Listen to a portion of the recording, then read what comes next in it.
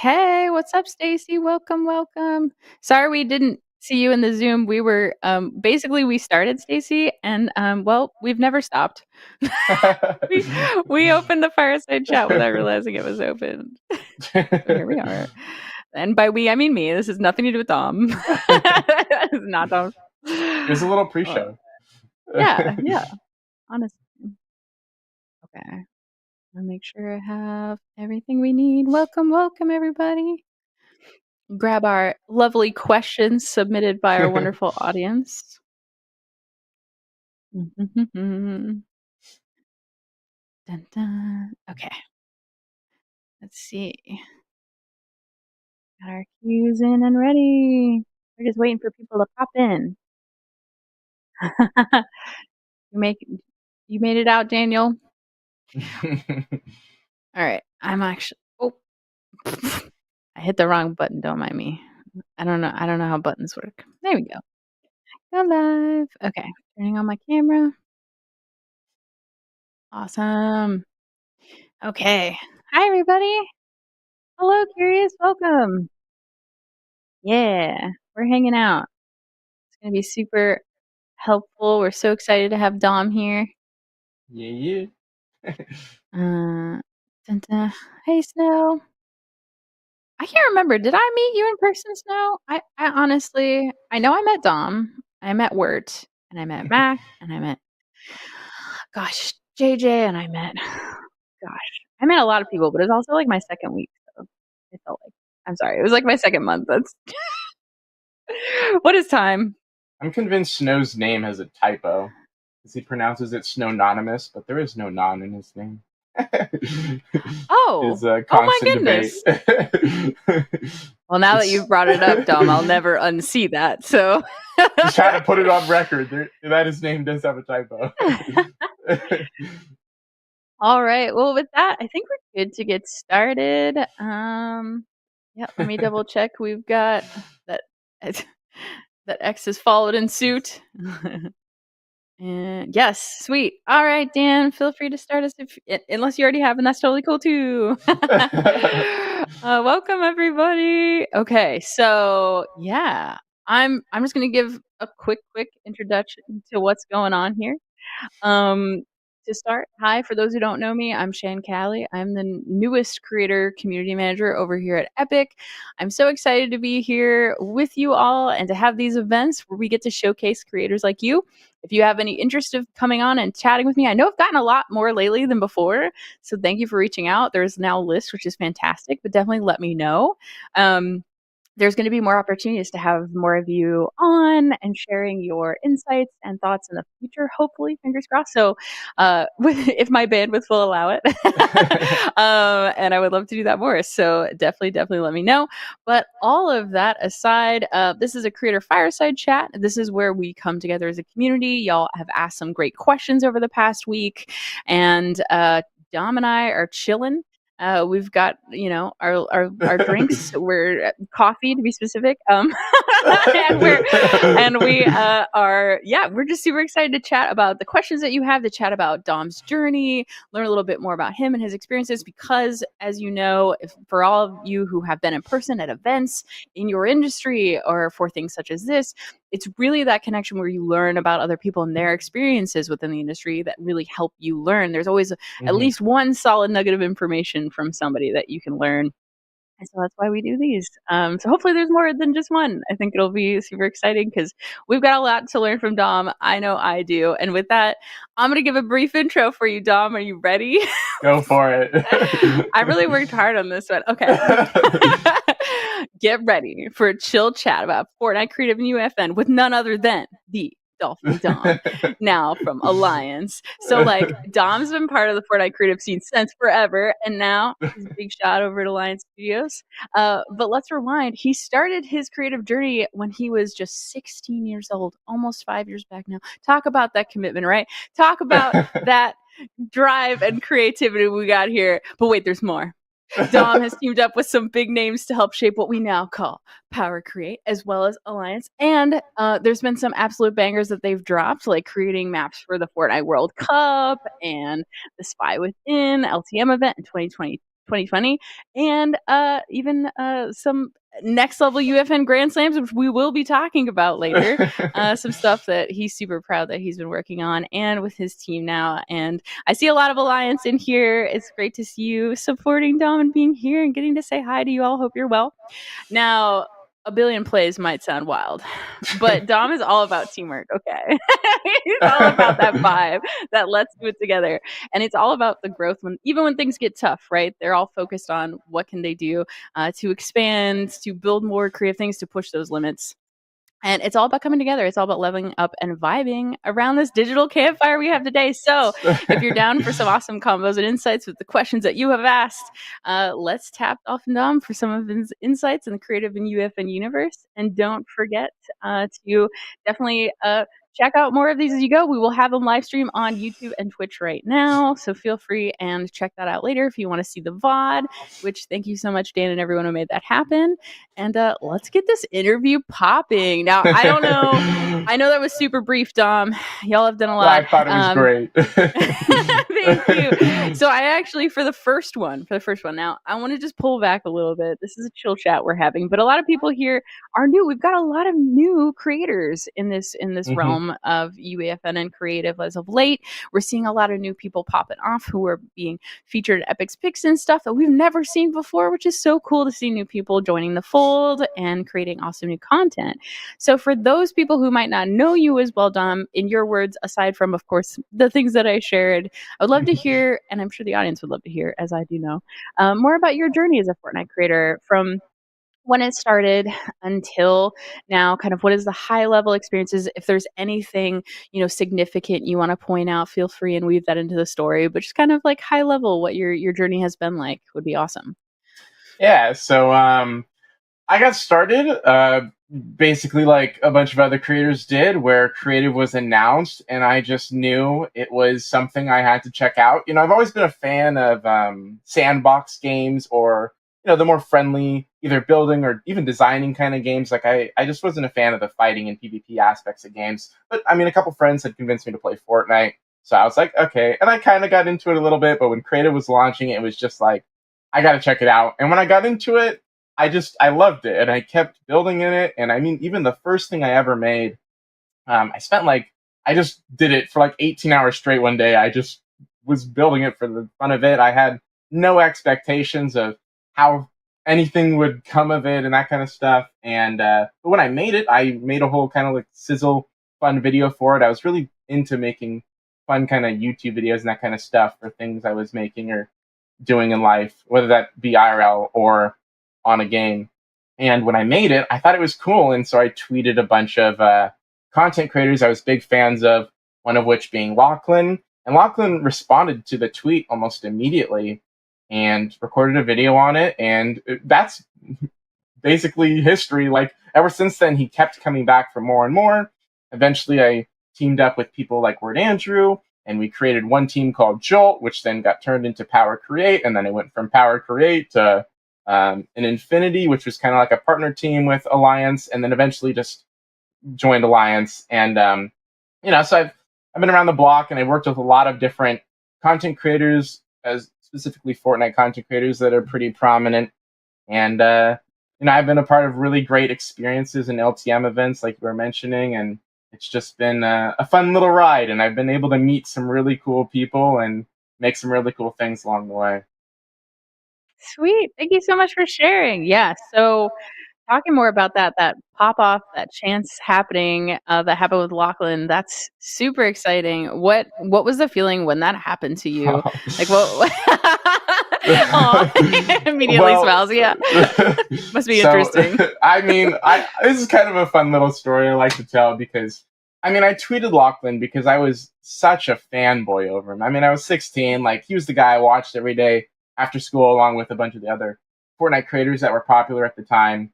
And so when he responded and he sent me a message in DMs and was like, hey, I really like this map you made. I think it could make a good YouTube video. Do you mind if I hopped in and played it for a video? And I remember running downstairs because he wanted to join right then and there. And I was telling my parents, do not come in my room. You can't disturb this recording at all.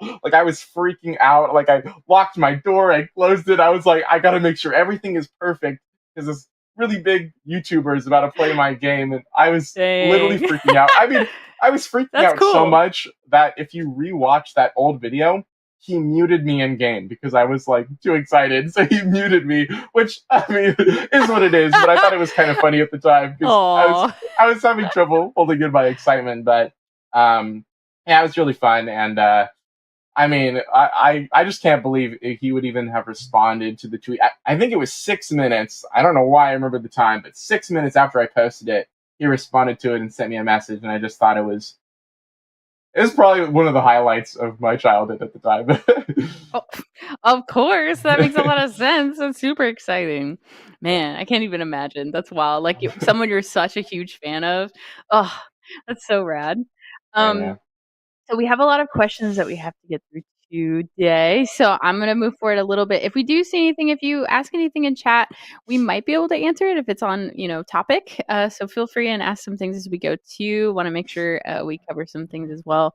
So let's see here. Great question. There's been a lot of change for both Fortnite Creative and UFN from their Hmm. inceptions. What are the biggest changes that you've witnessed over the years regarding the community of creators? And how have the changes influenced your design approach? So this could be anything from the changes within the platforms, or maybe like how the audience has changed, or how creators have changed. But like, what are the big points that you've recognized over the years? Um, so I think the biggest change would have to be that this I mean whole creative situation used to be just like a after school like hobby for me. Even when I started working with Lachlan, it was just kind of like the thing I did on the side, and school was the thing that I was still doing.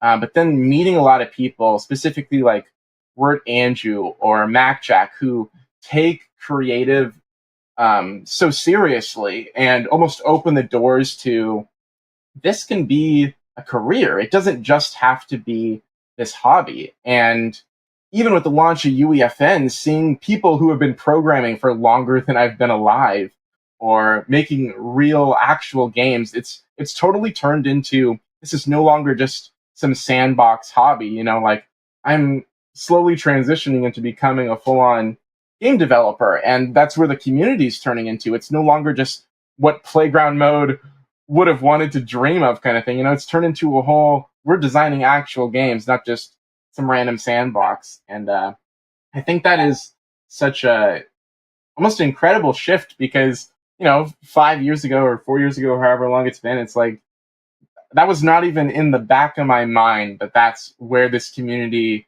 was gonna go, and that this could turn into a real career for some people in the community. Dang, that's that.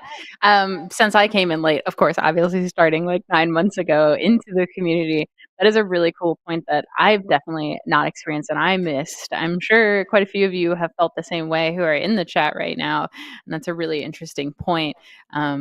Yeah, to just see that changing, and I'm really excited to see the things that are to come as well. I can't say anything, but I think as things are evolving and the things that we have going on are going to be so exciting. And I think they might just continue to change the game as we go. So I'm really Hmm. excited to hear how you all feel in the future as well.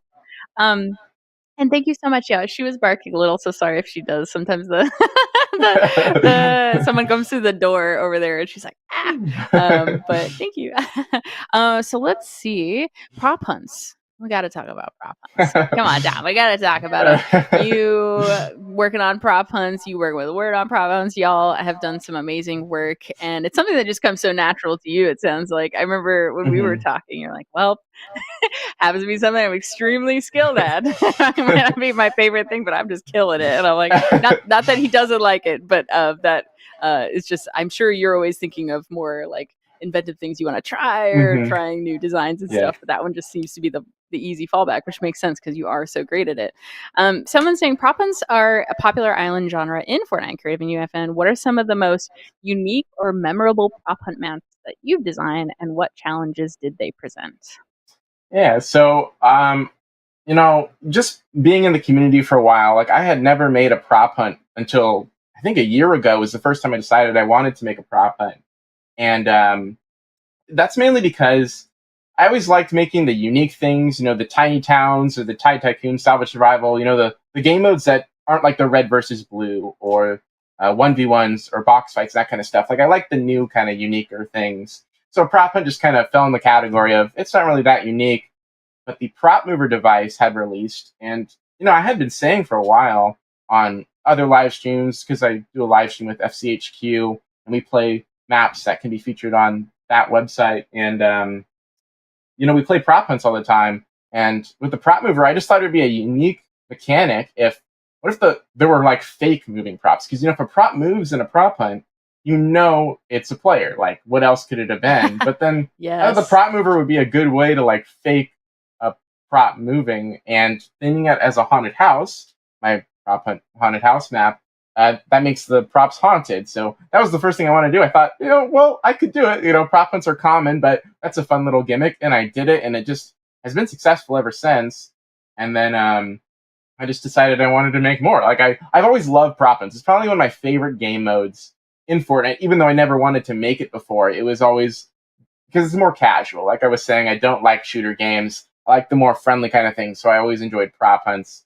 And so when that one popped off, I made a few more, and they all do well. And it's like I just kind of have a little knack for making them, I guess. And they're fun. I mean, they're a lot more design work rather than mechanical, and which is why I usually do them with other people. Which is where Word Andrew helped me with the haunted house one, or I did Alliance helped me with the other ones, and that kind of stuff. So there's that. But prop hunts also come with the challenge of you turn into really small props, so it's more than just making the area. If you have the smallest hole open in a wall, a prop's going to get through there. So like, there's a lot of barrier work has to be done in a prop hunt to make sure it's actually functioning. Plus, it's kind of cool because every time I make one, I clean up my mechanics more and more, verse wise. Or I still have one that's 1.0. That's my haunted house, where I still use like triggers and that kind of stuff. So I just kind of cleaned it up more and more, and it's interesting new little tricks I find that I don't actually have to do that. I can minimize that a little bit more and that kind of stuff. So that's always fun. But yeah, I like prop hunts. They're fun. You got me with the haunted house when those things were moving on their own. You totally got me, and and I loved how creative it was that you were leaning on that. It's a haunted prop. Do Yeah. that. That was super super fun and really really engaging, and just a fun way to utilize the different tools that we Hmm. have to make something that's unique. And I'm sure you're seeing. I have you. I'm curious. Have you built new? So the new prop hunts you said you've done them in UEFN. How does that feel like? What are the big differences? Because now you can import your own objects and things like that, right? So has it made it like infinitely easier, or is it now like, oh, I could literally do anything? Oh goodness. Well, a little bit of both, because for a prop gun to work, you have to do a couple things to the assets in the world to allow a prop gun to select it, or else it just doesn't let you select to turn into the prop. So there's Mhm. that added challenge of, you could import, for example, I have a zoo prop hunt, and we imported like 300 animals into the game, but every single one we had to go through and make them all a certain kind of asset so that you could turn them into a prop, which in its own is an annoying, tedious kind of process. But it is cool that you can turn into these unique custom things. So I mean, there's a love-hate relationship with it, because you could be a cool little animal kind of thing, but you have to go through the process of converting these assets to even be able to be turned into in game.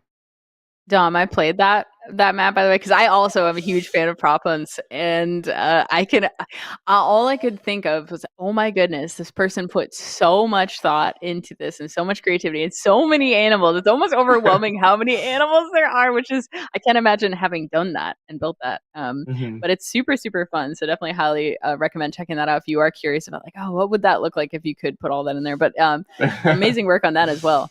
Uh, and I'm gonna ask one other question just because I know we've definitely heard from creators like they love more like specific best practices about things. But just curious if you had to give like three of your top tips for building a successful prop hunt, because it seems like there's a lot of people in here that do love building them. What would you recommend like right off the bat that are like important nuggets of information that you keep top of mind when you're building a engaging, exciting prop hunt? The first thing would probably be, well, balancing, that being the game time, how long the hunters have. to find the props and the prop hunter ratio. You don't Mm. want too many hunters for how many props are hiding. And that being said, you can make it so there's always two hunters in the game. But what if there's only three people playing? You got to make sure there's only one hunter for the two props that are hiding, else it's a two hunter versus one prop game, and that's just kind of lame. So like Yeah. that always comes into play, along with making sure the hunters get released at like a good amount of time for the props to hide. And plus, if it's a 1.0 game or UEFN with the new accolades, you got to make sure you add a lot of XP in the correct places, whether that be when props get eliminated, when you turn into a prop, even just random collectibles around the map that allow props to run over and collect, just so they're not sitting ducks. Or I added challenges in a lot of my prop hunts that encourage a prop to move around so they aren't just hiding all the time, and little things like that. Just making sure they're not wanting to like go AFK in the game. You got to keep them moving a little bit, but also if they want to hide, they can hide. It's just there are incentives to wanting to move around.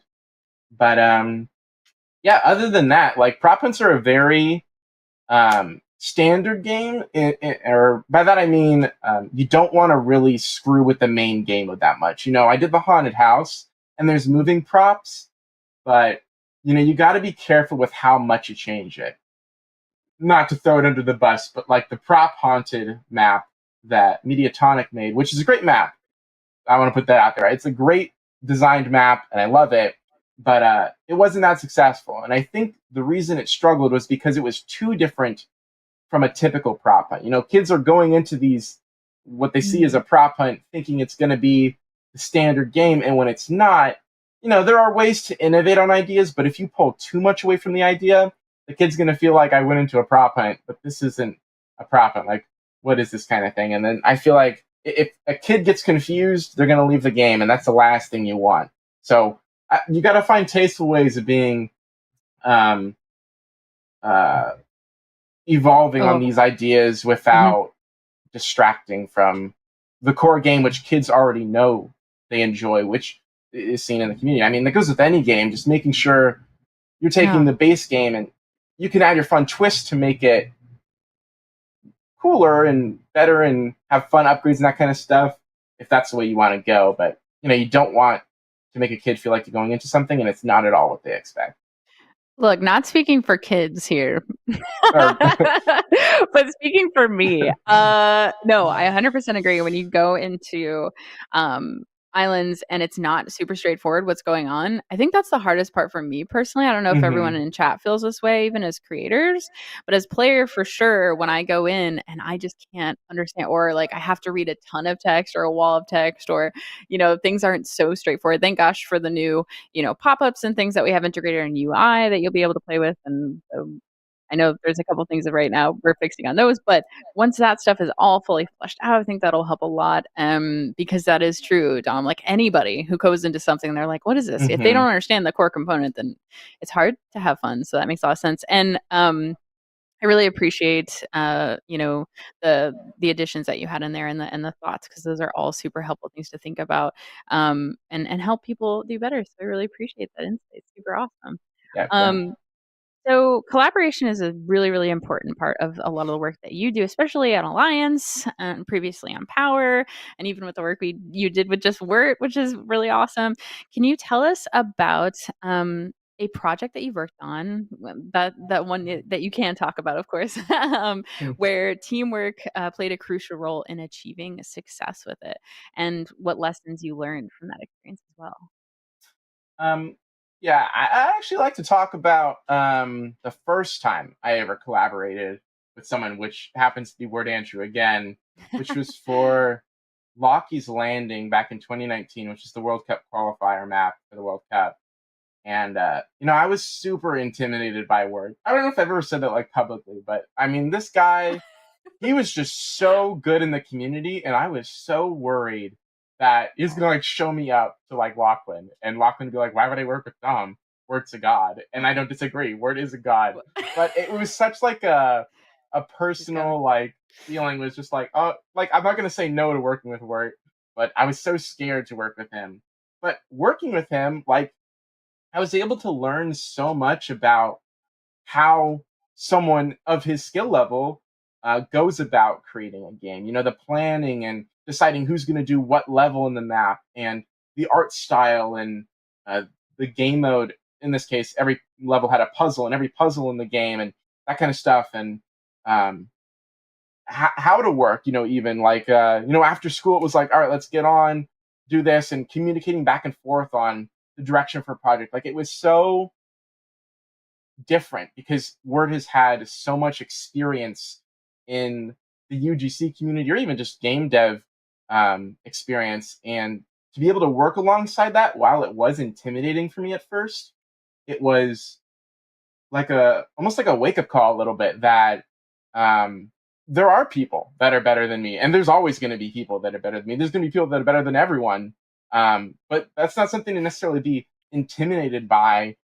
It was like something to learn from. You know, like I don't have to be scared of Word. I can just learn from Word, and I did, and that's why I always have continued to work with Word. And he's just such a great person to learn off of because he has that understanding of how to make a game in any engine he's ever worked in, kind of thing. And it was such a valuable thing and wall to get past was to make that experience because then I wasn't so afraid with working with other people because I had worked with Wirt, and it's not about Wirt being better than me while making this thing. It was like, well, how can you like benefit off of each other? You know, there were still some things that I was young at the time, so I could lean into more like what a kid would like rather than what a person with a decade worth of game dev knowledge would be wanting to do, that kind of stuff. So I don't know. I'm kind of hyping up Word a bunch. Word is a great guy, but like that experience, it just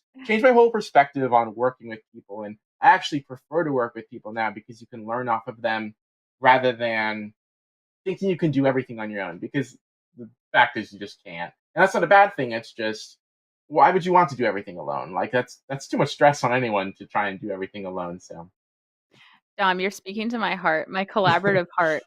I feel the exact same way. I feel 100% the exact same way, and I've also never understood I guess I understood where people come from when they feel that way, but for me, it's always been, how do I surround myself with people I can learn from, all this person rather I think it's also come with, experience too, where, hmm like, the longer I've gone on, I see people as not, oh, like, as intimidating or anything, but more so like, "Oh my gosh, yeah, like, let me see what can I hmm offer this person, like, what can I learn from them?" And it's so, so helpful in your careers, no matter what you're doing. This is a great nugget of information, thank you, that, like, we don't talk about a lot, when we have these chats, so thank you for sharing that, and a lot of love in chat from Weird Andrew for you, Dom. Thanks, I, Wirt, we appreciate you. Um, I but mean, yeah, even that was an excellent point. just being in a community where we're all from different backgrounds or regions of the world or beliefs and all that. It's like people attack and approach these projects or games in different ways, and it's interesting to know what other someone else's opinion is, whether or not you agree with how something should be done or how something should be made. It's always good to know that there is that side of you don't always have to do things one way. Like there are other ways to do things. You don't have to make a red versus blue. You can make a really complex kind of map, even though it may not be successful. It's like there is still a community there. Like an adventure map, which don't typically do well because they usually are solo. It's like there's still a small community for that there, and it's always good to almost remind yourself that that is an avenue. Like you don't always have to follow the trends, even though following trends is great. It's like I don't know. I just think it's great to know that we all come from different areas and everyone has different ways of attacking problems or learning off of each other. And the only way we're gonna learn is if we actually talk to each other and collaborate on these kind of things. So yeah. Heck yeah.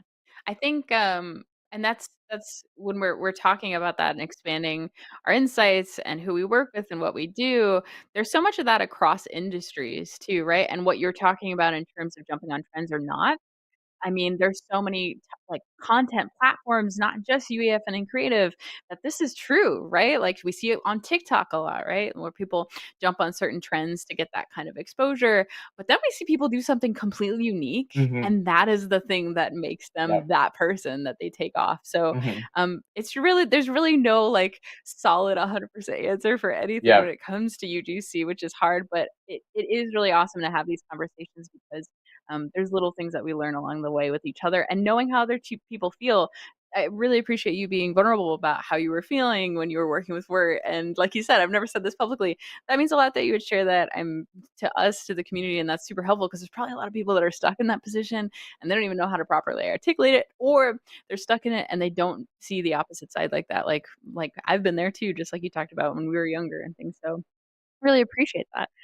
So here's a big, heavy hitting question. It's exciting because you touched on it briefly, but I know there's a lot of really goodness in there that you can share about your experience. And that is, you've had the opportunity to work with, Lachlan and other creators. What was it like collaborating with creators like that, content creators?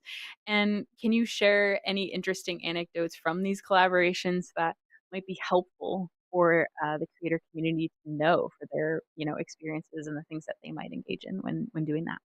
For sure. The biggest thing I think that is the difference between making a game to make a game and making a game for like an influencer is they think about very different things. How the audience will react to the video rather than the audience playing the game kind of thing. Like that's not really an influencer's intention to get a player on the game. I mean sometimes it is catered, like they want you to play the game. And of course I think they always want them to play the game, but um they highlight on the things that will be shown in the video that will make good like video content, and that's always great. And if that's what someone is wanting to build and make, I think that's always going to be an avenue. But if you're going to make a game to make a game, you just go about it differently. Whether that be like I feel like a lot of YouTubers go with like they want admin perks and all that kind of stuff. They want like back end control and that kind of thing to be able to mess with the people playing the game, which is a very different experience to the people that are actually playing the game. And a lot of those Mm, things just come into play. And I guess the other added note would be influencers want these like things fast. Like you can take months making a game in UEFN or whatever it may be, but an influencer will be all like, "Yeah, I want to like record a video this weekend. Do you think you can get this made?" And definitely early on in creative, that was definitely a lot more the situation where it was like, "Oh, okay, I have like 5 homework assignments, but sure, I could find time to make this kind of experience." Like that definitely happened a lot. But I mean, it's a different approach in how to make a game. It's catered to the video rather than catered to the player. And I mean, both work. And that's not to say one is better than the other. Of course, they're trying to build their YouTube channel or whatever social platform they have. But I mean, that's just been my experience. Is they've always catered it a lot more to what they're watching rather than what they'll be playing. that's a big call, and it makes a whole lot of sense because it's a totally different experience that their audience is looking at in terms of their success. Absolutely. So their KPIs are totally different than what our creators would be, Yeah. but similar in some ways. Do you have any advice on if you like moving forward or if you could go back? Is there anything you would do differently if you in that situation? And this has, not to put, any particular content creator not on blast or anything, but more so like knowing what you know now when you were green and you were working with these big time creators, what would you do differently that could have made the experience better for you or the players, that maybe someone here could take that advice and then it would help them? Um, I think my biggest piece of advice on that department would be back when I started, it was always me asking these influencers, no matter who they are, I mean, all of them really, what they were wanting. Like, what do you want for the video? Or um, what do you want for your next kind of project and that kind of thing? Rather than just kind of trusting myself a little bit. Like, I, I wish I had just taken a little bit more initiative to make a game. And then if they were interested in playing it, they were interested in playing it. If not, oh well, kind of thing. I think that was. I mean, I don't even know if that was necessarily a downside. It was just a different approach to, I'm going to make a prop hunt because I want to make a prop hunt rather than being all like, "Hey, what would you like for a video?" kind of thing, and then they kind of like give me an idea, which maybe they're passionate about, but I may not be as passionate about. I think it's just a different way. I mean, over the course of me working in creative, it definitely switched. Especially when I started working with Wirt and Power, formed as a team and that kind of stuff. It definitely turned into we just kind of want to make what we want to make, and if they want to make a video, they on it they can, and that may even be a little bit part why I'm no longer on Power, but it's just the YouTubers are wanting specific things for their videos, but when it comes to game dev, it's a very creative platform to be a part of, and especially when you're starting and you get that like passion for I want to make games, it becomes less about what other people want versus like I just kind of want to make something that I'm passionate about. And Yeah. asking the content creator, I feel like there was no real passion in it for me at the time until I decided that I wanted to decide what I was making, kind of thing. Got it. So, from what I'm interpreting there, it sounds like, based on everything you shared, that it's really up to what kind of path you're looking for in terms Hmm. of creation. So, For either sure. you're feeling more like, how do I speak to my soul that's creative and the things I want to do and if does that make me happy, rather than kind of having to, when you're collaborating with someone else that kind of holds the reins there, have to have that buy-in, or Yeah. you would even recommend, throwing it in their court and saying, okay, but what do you want so I can just make what you want happen for Yeah. you, and this will be a good collaboration. Um, is that kinda And, what it sounds like? It's like yeah, and that goes with like brands too. I've done a lot of yeah. brand partnerships, that kind of stuff. Mhm, It's the same kind of situation. The brand is coming to you with a product idea, and you can pitch things to them. Here are some potential game ideas, but then once you make the game, it's like, we don't like that loadout, or we want our logo plastered everywhere, kind of thing, and that kind of thing, and mm, that kind of I feel like it holds back the passion a little bit. I mean, mm, Alliance is a great team that has worked with a lot of really large brands, but mhm. at least for myself within Alliance, I don't like doing all that brand stuff, which is ironic because I've worked with so many content creators and influencers Yeah. throughout my time. But I think because I've worked with so many, I've kind of shifted over to like I want to do my thing now and just make great games. And that's not to say you can't grow by working with influencers or brands, but it's kind of shifted my mindset on what I'm wanting as even just my personal career path and that kind of stuff. I want to make games because I like making games. I don't necessarily want to make them for other people. Like if people and players enjoy the game, awesome. I Yeah. love that. But if my game doesn't really do that well, I still know I had a lot of fun making it and put my heart and soul into it, and that's all that really matters to me at the end of the day. Yeah. Would you, so would you recommend, just curious, based on what we've discussed, would you recommend almost taking those kinds of requests to, once you start getting some traction, because then it helps you get your name out there a little bit and also collaborating, and then you're building these relationships in the industry. And then once you've kind of established that prowess in the industry, you can kind of decide, okay, do I want to keep, going for these things, or do I want to pull back and do the thing that, my heart wants to do at this moment in time? For sure. I mean, that's probably even the reason I was doing it early on. Like when I got involved with Lachlan, I immediately saw, wow, oh, I got Lachlan's whole community, or a good portion of Lachlan's community, playing these things I was making. I should do this more. And I started sending emails. I was tweeting people. Like I was every day after school trying to find the next content creator that would be interested in the project. And of course, I was still working with Lachlan and other people as they came around. But I was almost obsessed with just contacting and shooting my shot with as many Mm. people as I possibly could. And of course, sure, you get ignored and some people don't respond or whatever. Like I'm not trying to be annoying. Like I'm not going to spam them 50 emails and that kind of stuff. But I was just trying to get my name out there because I was seeing people again like Word Andrew who were getting featured all the time and that kind of stuff, and I hadn't been featured yet. And I just saw an avenue here where I was struggling to get myself out there. I just don't know the community. I didn't know how to get people on the map. I didn't know how to get a map featured and that kind of stuff. But I knew that working with these large influencers got people playing the thing, and I enjoyed that. So I started just contacting so many people, and for the most part, it worked out. And I got my name out there, and I built my own community off of it, gaining followers on YouTube or Twitter, whatever it may be. And then eventually, I was able to be all like, I don't necessarily have to almost leech off of another content creator, but I have my own kind of following on my own, and I think that was, uh, I mean, it's a great avenue to build your own person and IP of Yeah. yourself, kind of thing. Yeah, and I wanna correct you too because you say leech, but I see it Well, as opportunity. well, we it's mutual benefit. You know, they get great Yeah. content for the YouTube channel, and you get people playing their game.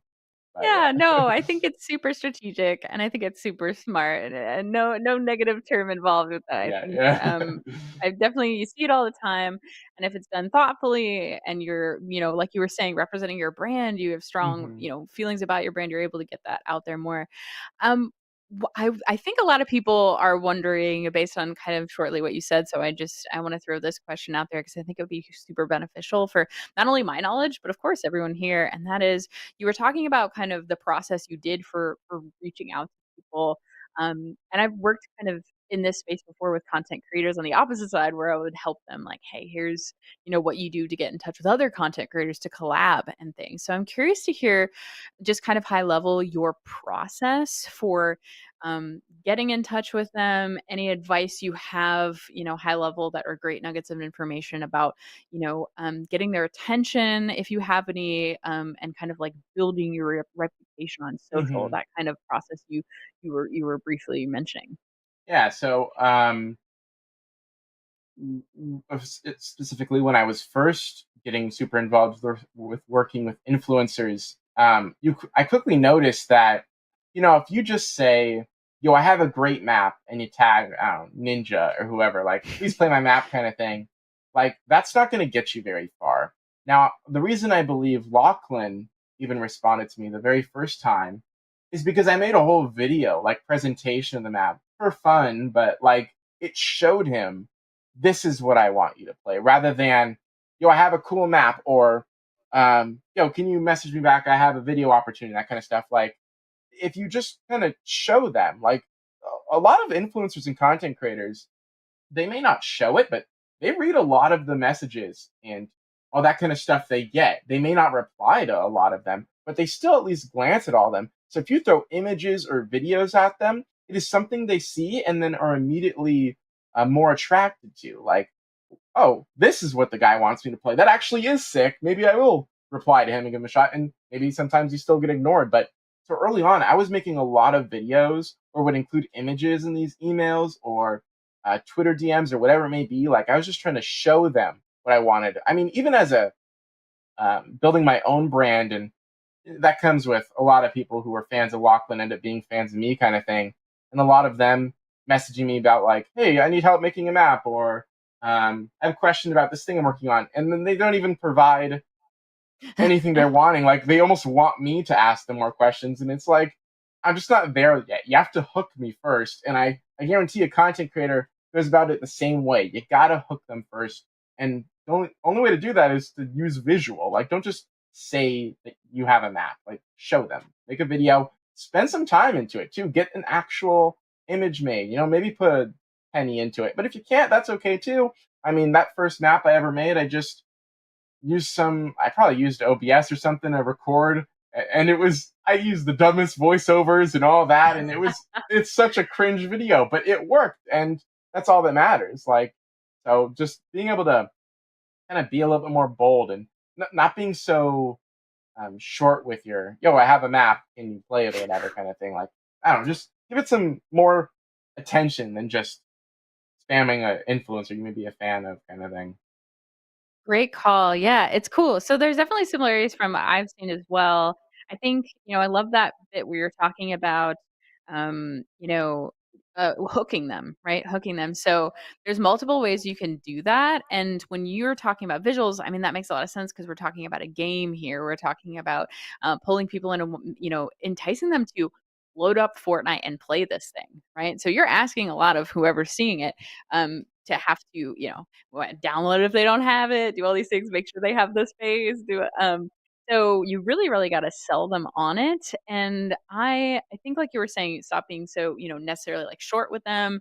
A big thing that I've seen work has been like you said, hooking them, but almost like emotionally. So whether that is this thing looks so cool, holy I'm so amped up, or this looks spooky, or this looks super fun in this way, or so the video would help a lot with that. And sometimes I would even argue I see a lot of videos shared that are quite long. So there'll be like 2 or 3 minutes of footage of something where people are tagging people in. So I feel like, correct me if I'm wrong, Dom, but I feel it's like the bite size, like, here's the gameplay, Yeah. here's what you can expect, edited in a quick, way that Hmm. would gather that attention pretty quickly. And then I almost would say as well, when you're writing your email, like you said, be more thoughtful in it, even present ideas to them. So, like you were saying, oh, people almost make me have to be the person that drives the conversation, which doesn't feel good. So I typically would suggest, throwing in there some, like, here are some ideas I have for how we could collaborate. One, two, three. And going kind of wild with it. Like, be creative with it, just like you are in your creations. Think about some Hmm. cool ways you could collaborate with someone. And then that puts the ball in their court where they see an idea. Maybe it's a funny one, or maybe it's really out there, Hmm. or maybe it's something totally doable that they've never done before. And that sounds exciting.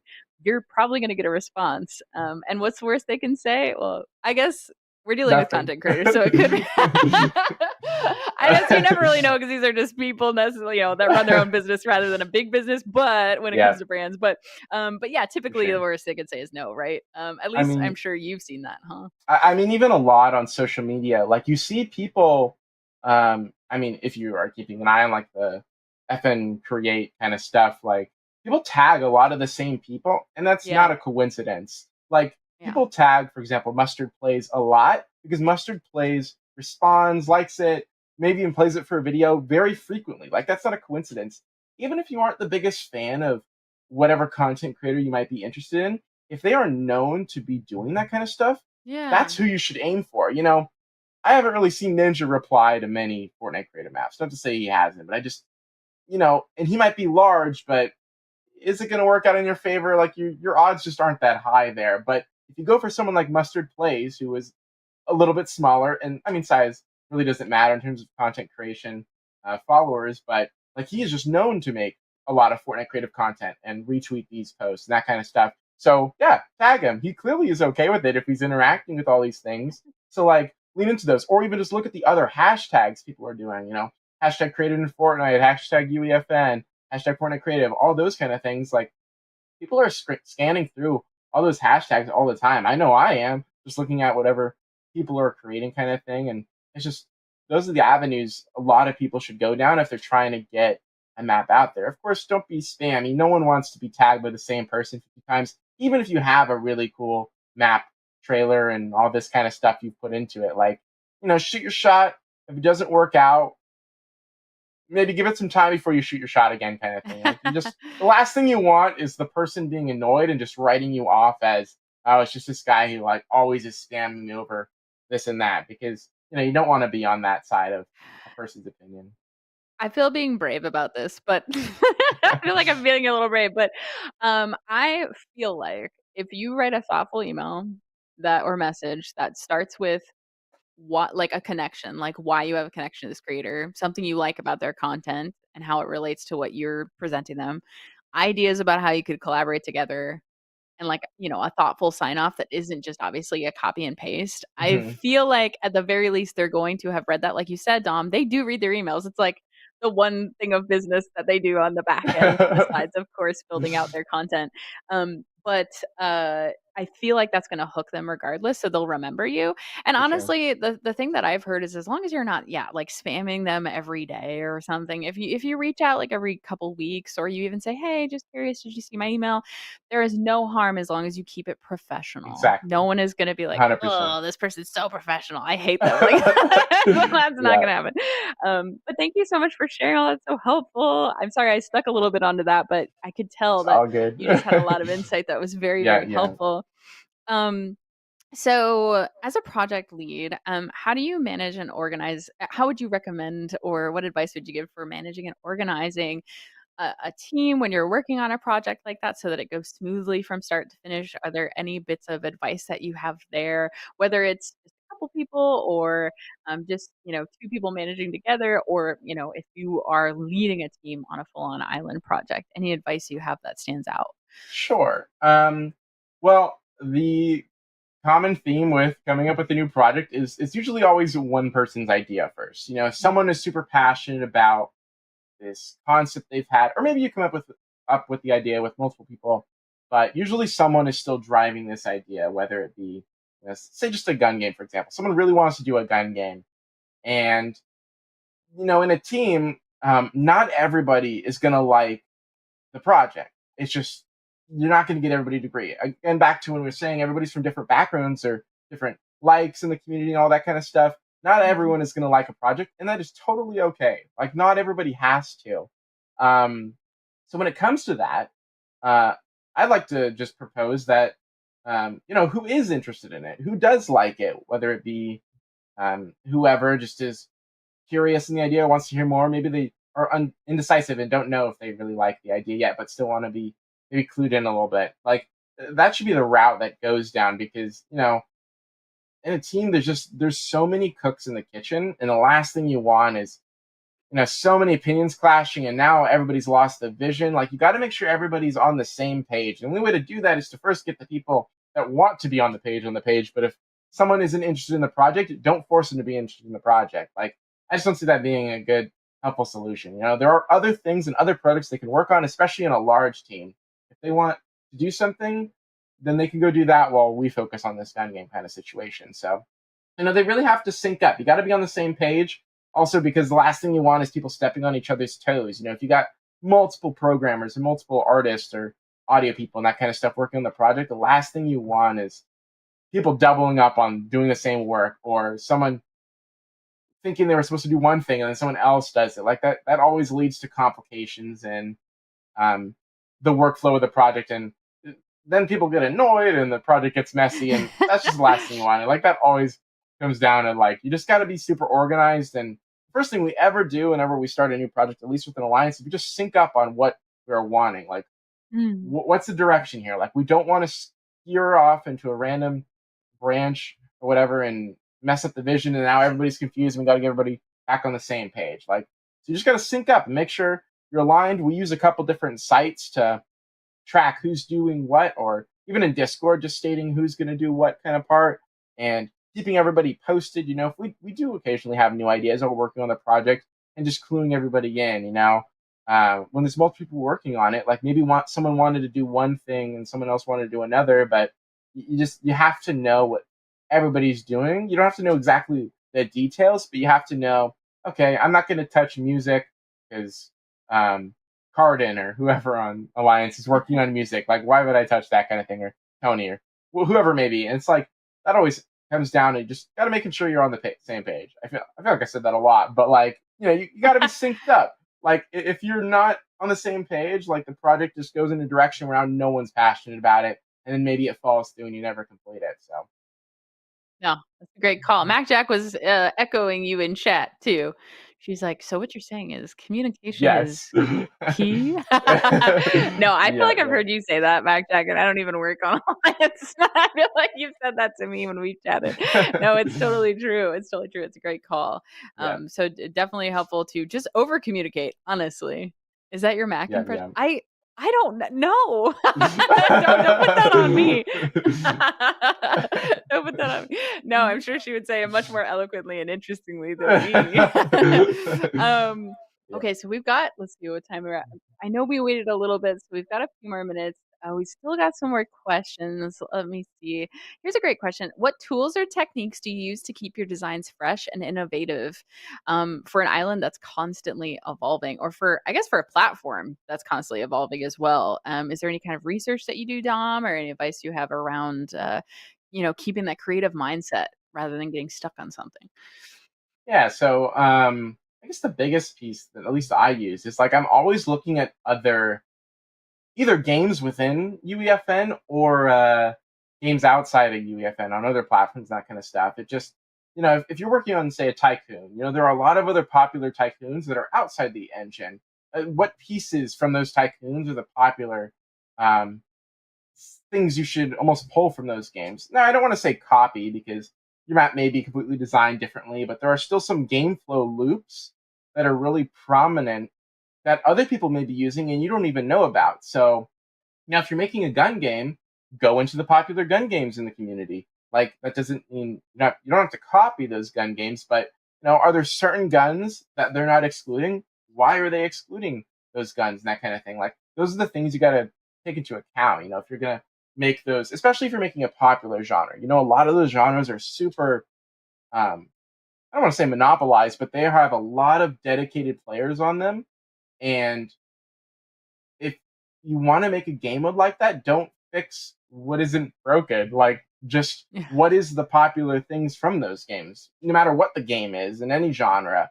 Solo, multiplayer, it really doesn't matter. Like, there are certain game flow techniques that people are using that shouldn't be ignored or overlooked. Random challenges or tasks keep the players engaged. Like, those aren't just coincidences when a game like Only Up has 100,000 concurrent people playing on it. Like, what are they doing that is keeping people so engaged in the game? Whether it be their leaderboard or their speed runs and map design, like all that just comes into account of what you should be doing. And while that's all great inside the community, again, that can also be taken to other platforms. And maybe you played a game from your childhood and you're a really big fan of that game. What about that game made you interested in it, or made other people interested in it? This is why collaborating is great because um, Word Andrew really loves adventure maps. I hate adventure maps. That's just a fact. But he has some Oh. really good game flow loops from adventure maps that I don't know of. He loves telling stories in his games, and I don't. But that doesn't mean I should ignore it. If he likes those techniques and those techniques have worked in other games or areas of game development, like don't ignore those things just because you don't like them in your game and that kind of stuff. Like they're there for a reason. And while you may not be the strongest in telling stories and all that, that's where it comes down into maybe you should look into collaborating with other people. Like there are Mm. always going to be those things that you just aren't a fan of, but that doesn't mean it should be ignored or overlooked, kind of thing. So I think that always comes into a play of it. Yeah, everyone has different strengths. I think we keep coming back to that, right? Like everyone has their Yeah, strengths, has their passions. So collaborating is just really great. And if you are alone, it sounds like, doing your research, right? Like you said, Dom, why is this popping off? yeah, Write an analysis on it. Get a little pen and paper. That stuff only helps asking yourself those questions. Why do people love this? What is exciting about it? What would draw you to it? Why do we think retention is high? And I do also want to shout out Word Andrew Domus Mortem was super fun to play. And I feel bad because I have never yeah, shut it out, but I definitely played it a lot. And speaking of the loops and the story and everything, just want to give you a shout because I see you in yeah, here. yeah. But no, that's a great point. Collaborating with those people that have the different strengths that even you might not have. Smart. This question came up a couple times, and I think it's super helpful. And you might be able to help us, Dom. But like you said, different people work on different things. Do you have any tips for learning verse in your Yeah. adventure that you've had so far with So this? verse is what I work in the most, Okay. which is ironic because I decided in high school that I didn't want to take programming classes because I just Mm. didn't think it'd ever be something I was interested in, and now it's like all I do. But the biggest piece of advice that I give is to start with coding something that you already know how to make without code. For example, Mm. let's go back to just a gun game. If you want to make a gun game, how would you make it in 1.0?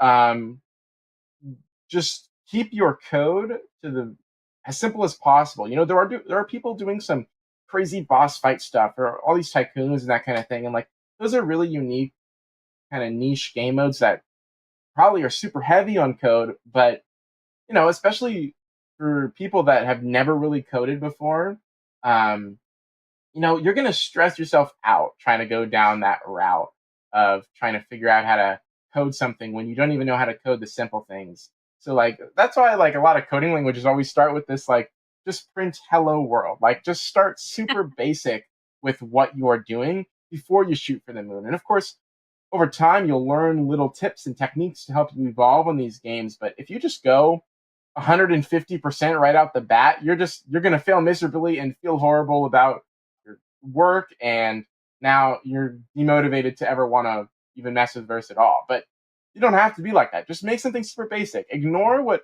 these people who have been programming for 2 decades or whatever are doing, and just focus on something simple, even if it isn't a game you ever plan to release. I have a test world in UEFN where anytime I have a new idea, I might prototype it, and if I prototype it, I'll just write up the code for it, and a lot of them never see the light of day because it's just really me messing around and learning how to use the code. When I was in the alpha, so when the verse digest came out, like I read over that thing so many times, just trying to figure out what did what and how I can use things to almost clean up pre-existing games before I even think about making, some massive card game or 2D side scroller and all that stuff. Like that's all great, but I don't know. I feel like you just have to keep your code to a very minimum and simple when you are beginning to learn. You'll pick up the techniques eventually, but you can't expect yourself to know it right off the bat. Thanks, Dom. That's super helpful. I see here Paperly is saying some of the most fun game modes are most simplistic. Yeah. Honestly, for all the titles that I have worked on personally, I can't speak for everyone. I have seen what that can do when things are too complicated or Yeah. you just wish they were simple enough or but there's always going to be a community for that too. There are still communities for things that are complicated. I have seen them. And then it just comes with, helping to make sure that you have enough resources for them to be able to Hmm. understand it easily. So we'll see what's to come with that. Maybe there's a world where tutorials and things like that are easy to incorporate. But agreed, no, that definitely helps. And we're about done, Dom. But I want to ask you, what are some emerging trends or developments in the world of Fortnite Creative and UAFN that you find particularly exciting or promising for the future?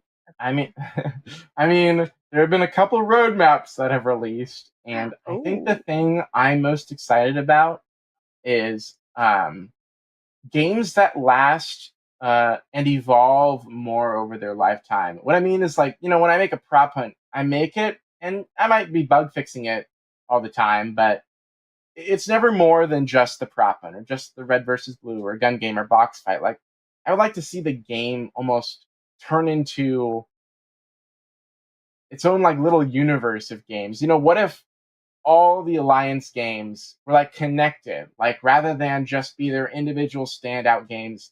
Like I want to see games go super in depth with how immersive and just the flow between them. Like they all make sense with each other. Like you can go from the prop hunt to a game or a gun game, and maybe you have the same like level. Like maybe there's an alliance level. Like I mean, I have such high hopes for like how games can evolve eventually, and being able to have almost like an open world kind of everlasting game. Like that just sounds so cool to me. Like or a world that generates itself and things like that. Like all that just looks so cool for the future. And I mean, I don't know when all that will ever be possible, if it will ever be possible.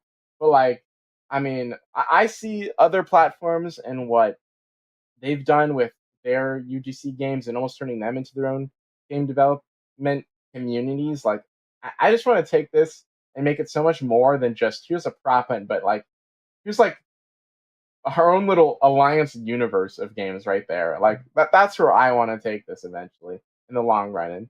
And that is my hopes for the community in the future. But Oh, I love yeah. that vision. I saw Mac Jack's responding with eyes looking all over the place. Clicked on that GIF. So Yeah, looks like yeah. there's definitely some plans in the future. And I guess to finish this off, Dom, can you share or would you be comfortable sharing any fun or interesting fact about your creative process or design philosophy that the audience might not know about or might be unique to you? um hmm. I think the thing I probably do the most is actually I step away from the computer a lot more than I don't know, say I should, but like I feel like I come up with a lot of my best ideas and um that can just ideas when I like almost take a step back and I go for 2 walks a day and a daily drive. I go to Starbucks and get a coffee, that kind of thing. Like I disconnect myself a little bit to almost refresh my like mind because being stuck online all day every day, like I mean I love what I do, but that can be draining to be stuck behind a computer all the time.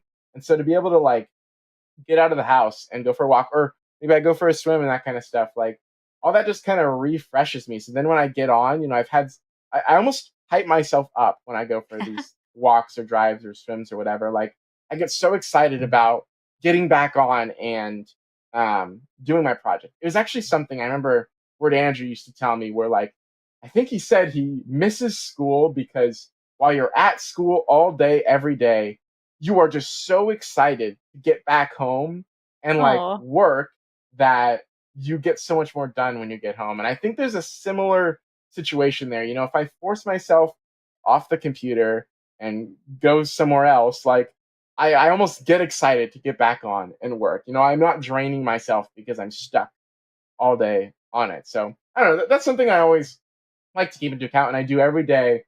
I go for a daily drive every day and 2 walks every day. I do all three of those things consistently. aw. Rain, snow, shine, doesn't matter. Like I always disconnect myself, and I think that always just helps me get back on and be super excited about continuing to work on whatever I was working on, or just refresh myself. That's so cool to hear that. I feel like my best ideas come when I am not at the computer Yeah, working. It's exactly. I'll be laying in bed reading. I'll be like, Fireside chat. It's like, you know what I mean? And then I note it down and then build it out maybe later and more technically when I sit at my computer. But absolutely, Dom, I think we need that. And it probably has something to do with the way our brains work, right? Like, Hmm. if you're too focused and maybe you're stressed about a project or you're amped up about something or you're trying to hit a deadline, Yep. Yep. and then, it's activating that side of your brain that's so focused on that, that whenever you pull back and you go do something like touch grass, take a drive, ride a Yeah. Yeah. bike, like Flack was saying, it actually taps more into your creative side. I bet anything, and your brain just goes like, "Oh, what if?" and starts asking more questions casually Hmm. without Yep. the stress of the other side that's like, "This is due, or I gotta get this Exactly. done," or Yeah. there's probably something there. So that's extremely good advice. Yep. Well, Yep. thank you so much, Dom. We appreciate you so much and your time and everyone who attended today. It was so great to see you. We had people in YouTube. Hi, YouTube. People over on Twitch. Oh, Flack's not ignoring you. She's all over the place. She's helping us with all the chat over there, Rich Coast. Don't worry. We've just got a lot going on. And then hi Twitch and everybody who's been watching over there. It's been cool. I've tried to pull some stuff Yep. from Yep. there, but we've had such an engaging conversation with all the great questions everyone asked that it's been a good one. It's been fun. Thank you so much. I'm glad it was. Thank you so much. And sorry for my random questions that I was throwing at you, but it was just too good. Like you just had so much good insight, Dom. I just had to like keep digging into some of those because it was really, really helpful for me too. So For sure. yeah, C's creative. Yeah, wonderful. Yes, thank you so much, Dom, and thank you all for attending. We do have these monthly, and we have quite a few people who are excited, but always excited to hear about more. If you have things you want to share, if you aren't comfortable on camera, we can do audio, but would love to have more of you up here sharing your experience and advice and thoughts. And yeah, if you're interested in any other way engaging with our community on our live streams and things like that, we're looking at other ways that we want to incorporate community members. Oh, hi, Luna. And my dog's like, it is time for our walk. um, but thank you, everybody. Yeah, me too, Mac Jack. Thank you, everyone who came to support Dom. And yeah, that's it for our fireside chat today. Any last thoughts, Dom? Any Just last that it thoughts for looks like the your pup's excited that we're ending. She's like, Mother, you've been in this call forever. No, but it's been it's great. been good, yeah. Awesome. Well, thank you. Special thanks to Dan the Van Man for helping us with our tech. We appreciate Yeah. you. Special thanks to Flack. It's like we're in theater. It's these guys over here, these guys over here. Thank Take a you for bow. making it happen. Take a bow. Everyone, Emily for pushing the tweet live. We love you. And all of the epic stuff for here today. We appreciate everyone. Have a wonderful afternoon, and we will see you soon. Bye, everybody. Bye. Goodbye. Thanks, Dom.